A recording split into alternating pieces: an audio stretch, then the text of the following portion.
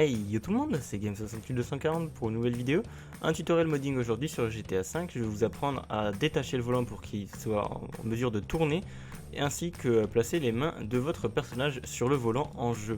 Alors sachez que c'est rien de très compliqué et que ça fonctionnera même si le volant est attaché au reste de la carrosserie. Je vais vous apprendre à le détacher ainsi qu'à le fixer sur l'axe de rotation et bien le placer correctement par rapport au siège pour que votre personnage le prenne bien en main.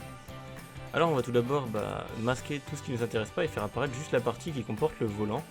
Donc moi pour ma part, il faut que je cache tout sauf tout ce qui est... Enfin donc on va plutôt cliquer sur cacher tout ici.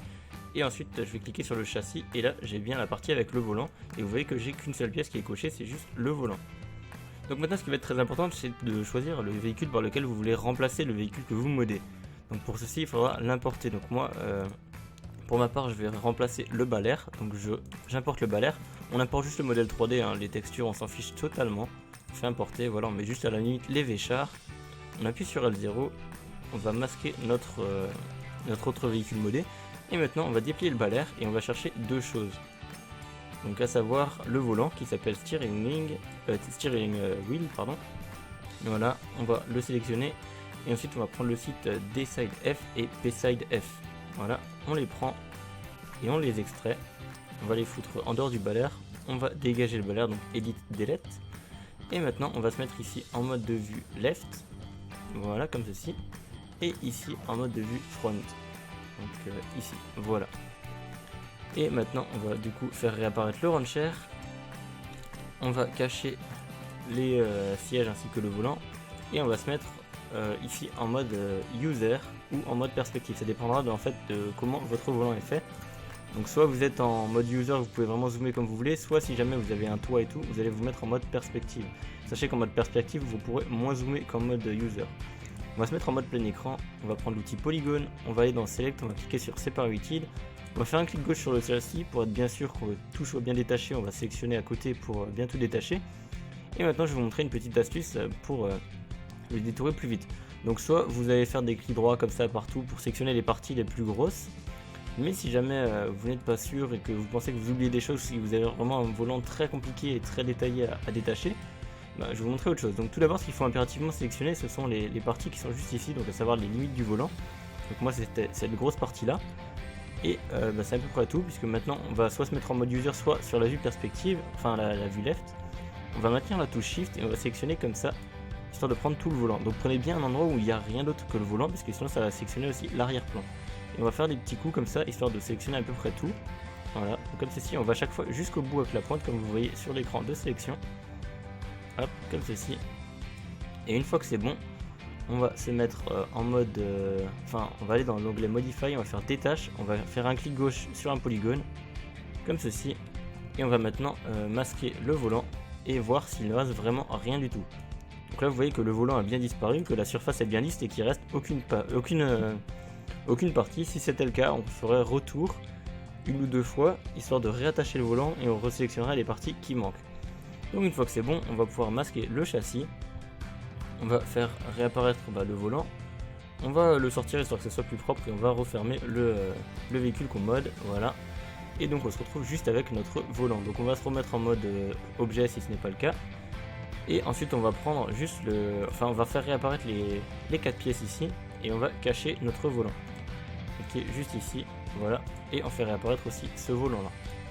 On va sélectionner les deux sièges, bien sûr j'ai oublié de cacher ce truc là, donc on sélectionne les deux sièges ainsi que le volant, donc bien sûr on sélectionne tout, une fois que c'est rose c'est nickel, on fait réapparaître le châssis, et maintenant on va mettre le volant à peu près correctement, donc à savoir ici, via la vue left, et via la vue front on va se placer vraiment bien pile au centre. Donc là, à peu près comme ceci, donc faites bien par rapport, non pas au centre, mais par rapport à l'axe autour du volant. Voilà, une fois que vous êtes mis par rapport à l'axe autour du volant, vous cochez la touche X ici, pour bien juste aller de gauche à droite, comme ceci. Là, on a l'air d'être bon. On va prendre maintenant l'outil Scroll, et on va désélectionner les trois trucs qu'on a pris là, et on va prendre juste le châssis ici, on va faire isoler, on le sélectionne, on enlève le bouton isoler, et maintenant on maintient la touche Shift, et on tire vers le bas. On va d'abord placer l'axe d'origine, j'ai oublié totalement. On appuie d'abord sur X, voilà, pour placer l'axe de l'origine ici, ainsi que au centre. Donc tac, et au centre, voilà, X. Donc là c'est bon, ça a placé l'axe de l'origine, donc le volant ne va plus normalement se déplacer. Puis vous faites des tests, si vous voyez que le volant monte trop, vous allez pouvoir déplacer un petit peu l'origine. Donc ici, mais sachez qu'il faut toujours qu'elle soit au moins collée. Voilà, donc là on est plutôt bien, le volant ne bouge pas. Donc on le réduit, on fait ça plusieurs fois, jusqu'à avoir un volant de la même taille que celui de base. On va ensuite reprendre l'outil Move, on va décocher notre volant original. On sélectionne les deux autres pièces, on va ensuite les rebouger pour les replacer sur le volant. On va ensuite via la vue 3D regarder que bien le haut se fusionne.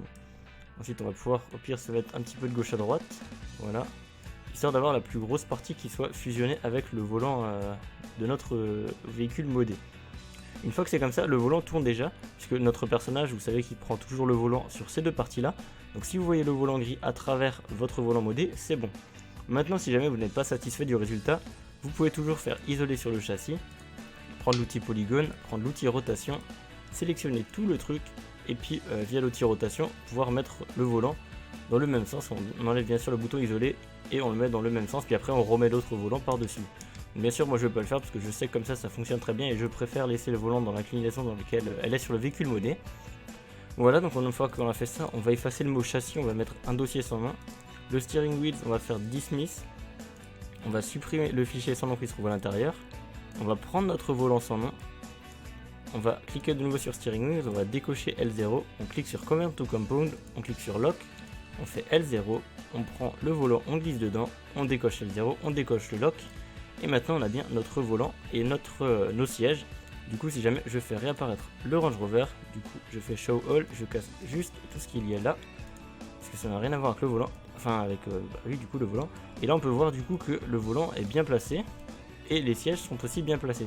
Donc même s'ils volent un petit peu au-dessus, ce n'est pas trop grave puisqu'en fait ça dépendra des véhicules. Certains véhicules doivent avoir ce petit carré collé au siège, d'autres l'ont en dessous du siège et d'autres l'ont au-dessus du siège.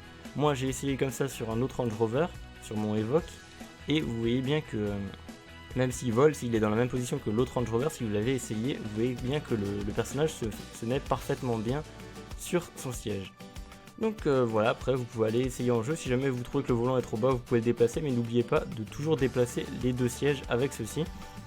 Et ensuite on va juste adapter encore le siège de gauche, donc pour ceci on va juste cacher le rancher, et via la vue ici, on va prendre juste le siège de gauche, on va faire réapparaître le rancher, et via le mode semi-transparente, donc en cochant ici en mettant semi-transparente, on va pouvoir bouger le siège ici, et regarder un petit peu sur la 3D ce que ça donne. Donc cochez bien la cage X, et on va bouger comme ceci, voilà.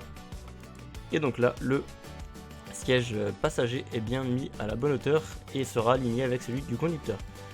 Et puis bah là, du coup, vous avez votre volant qui tiendra dans les mains. Donc voilà, c'est tout pour cette vidéo. J'espère que ce tutoriel modding vous aura plu. Si c'est le cas, n'hésitez pas à lâcher un petit pouce bleu en bas de la vidéo, à vous abonner à ma chaîne si ce n'est pas déjà fait. Vous pouvez retrouver tous mes tutoriels modding en exclusivité ou en plus détaillé sur mon site internet qui se trouvera également en description. Et moi, je vous dis à plus pour de nouvelles vidéos. Ciao!